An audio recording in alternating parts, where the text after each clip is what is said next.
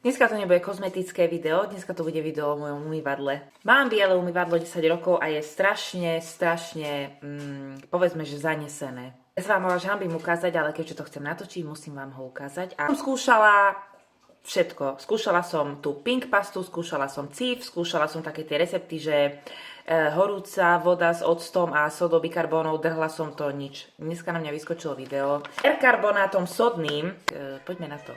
Takže takýto je aktuálny stav toho umývadla, toto je asi taká najhoršia časť, hej, takéto tie sivé veci.